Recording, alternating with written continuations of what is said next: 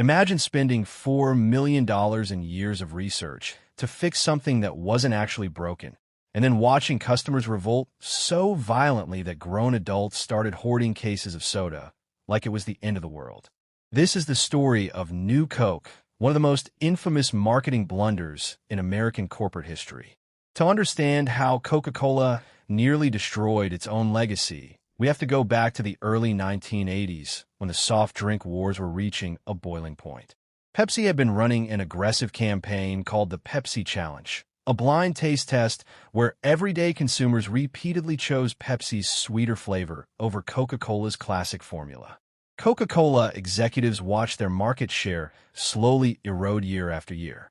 For the first time in the company's nearly 100-year history, Coke felt genuinely threatened by its biggest rival. Panic began settling into the boardroom. Coca-Cola's leadership became convinced that the only way to fight back was to change the one thing that had defined the brand for generations: the actual taste of Coke itself. They spent nearly $4 million conducting what was, at the time, the largest market research project in the history of the food and beverage industry. Blind taste tests were run on nearly 200,000 consumers. The results seemed to confirm exactly what executives hoped. People preferred a new, sweeter formula over both the original Coke recipe and Pepsi. On April 23, 1985, Coca-Cola made an announcement that shocked the entire country. After 99 years, they were retiring the original Coca-Cola formula entirely, replacing it permanently with New Coke. Executives expected celebration. What they got instead was outrage. Almost immediately, the backlash was explosive. Coca-Cola's phone lines were flooded with over 400,000 angry calls and letters within just a few months. Consumers weren't just disappointed. They felt genuinely betrayed, as if a cherished piece of American culture had been stolen from them without permission. Protest groups formed almost overnight. A retired Seattle businessman even founded an organization called the Old Cola Drinkers of America, suing Coca-Cola and organizing public protests demanding the return of the original formula. People began hoarding cases of the old Coca-Cola formula, treating them like precious, disappearing artifacts.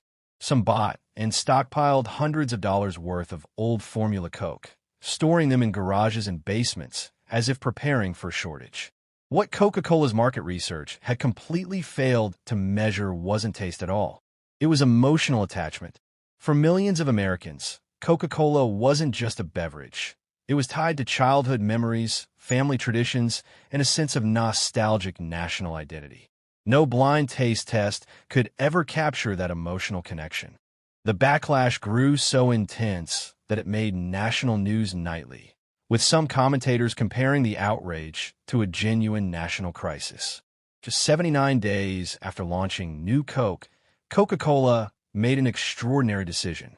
On July 11, 1985, the company announced they were bringing back the original formula, rebranding it as Coca-Cola Classic, while keeping New Coke available as a separate secondary product. The reversal became front-page news across the country.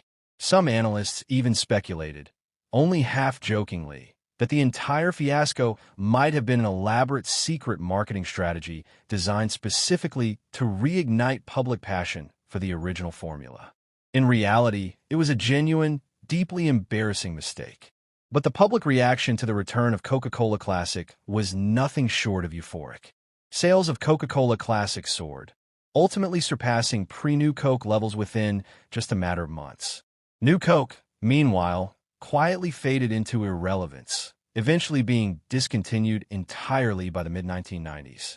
Despite being widely regarded as a colossal failure, the New Coke saga inadvertently produced one unexpected benefit. It reminded an entire generation of Americans exactly why they loved Coca-Cola Classic in the first place, generating a level of brand loyalty and media attention that traditional marketing campaigns could never have purchased. The New Coke disaster remains one of the most studied case studies in business schools today. It's a powerful reminder that a product's value isn't always about what performs best in a controlled laboratory taste test. Sometimes, the emotional connection people have with a brand is far more powerful than the product itself. So here's a question for you. Do you think Coca-Cola's decision to change the formula was a genuine business mistake, or was the backlash more about people simply resisting change to something familiar? Let me know in the comments below.